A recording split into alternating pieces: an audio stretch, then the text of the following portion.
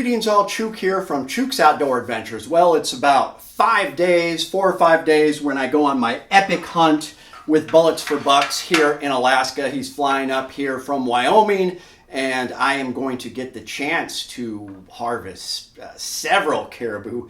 We'll see what they're allowing this year, maybe up to 5 even. I doubt I'll have room for that much, but I'm hoping to get 3 caribou. And I've transformed my SOCOM 16 once again. Now, this is pretty funny because, the SOCOM 16 CQB is a little bit newer. This is like an early 2000s platform, but the CQB version is a little bit newer. But I'm even going farther back in time because I put a traditional rifle stock on it because I don't like hunting with a pistol stock. And now I've got the old school Viltar quad rail.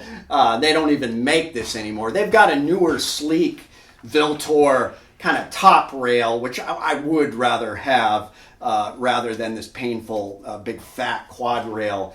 But I am impressed with it. So I'm kind of de-evolving this rifle, and this is what was cool like maybe 8-9 years ago. Like I said, they don't even make this quad rail anymore, but I went and sighted it in, and I was pretty happy. It's shooting slightly better. The SOCOM 16 has never been a precision rifle. It's always gotten 2 to 3 inch groups. Sometimes guys have been able to tighten it up depending on the rifle and what, the mount they use and the ammunition they use.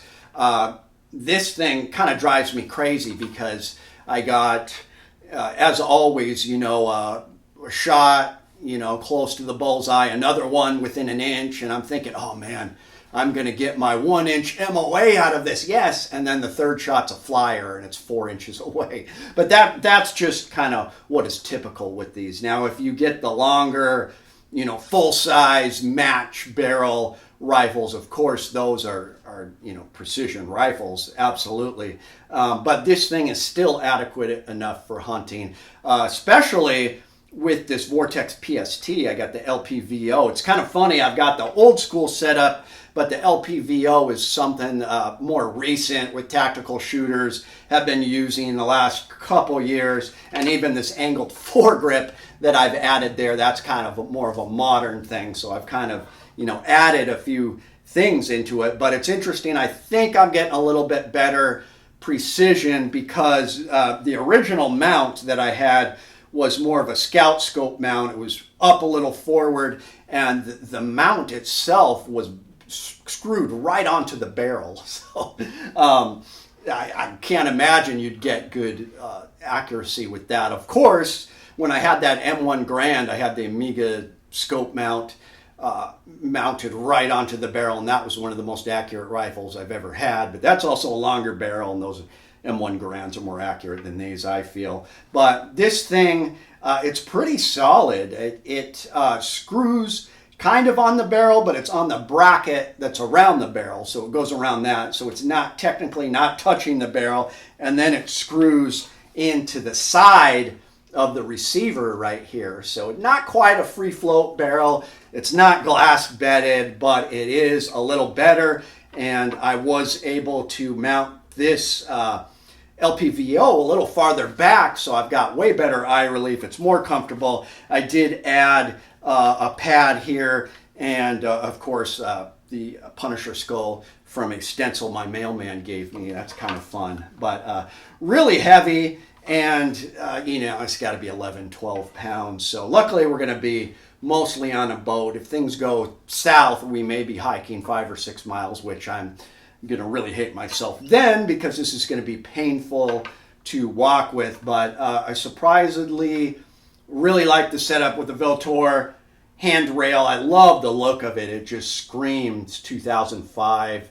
It's really nostalgic for me because, like I said, this was the rifle that all the guys wanted, like in that era, 2010. It was the Scar 17 back then. What a capable battle rifle, though. And I'm loving it with the traditional rifle stock. I hate having a pistol grip, strapping it to your backpack. It's always awkward hunting, and when I want to lie down on my, put it on my backpack, it's so nice to have a traditional rifle stock, thinner profile. So I'm really happy with it. And like I said, the LPVO is going to be really nice because I typically shoot caribou pretty close. I'd say 60 to 80 yards, 75% of the time. And, I put this at 2-3x power.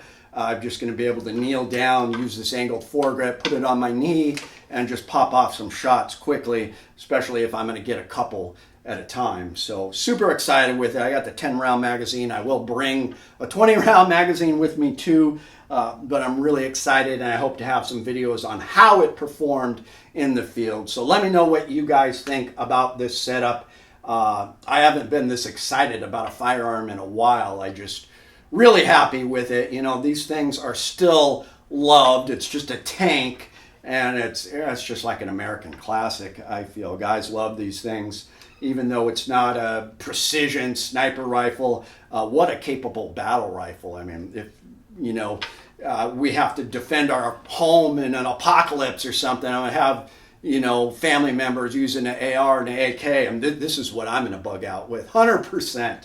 What a great battle rifle. So let me know what you guys think. I am enamored with it, and I can't wait to hunt with it. It's going to be interesting. I love hunting with different and interesting rifles, and now that I've got this handguard and stock on it, it's accurate enough to hunt with. I'm very excited. So let me know what you guys think. Hopefully in a few weeks here I'll have some videos on how the hunt went.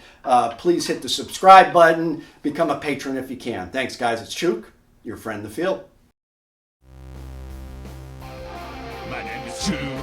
I like to trade my guns just for fun, but now I have none. Oh, look, get shot by a bear, but I don't care, I got a 10mm. Shoots outdoor adventures. Watch you go outside every time.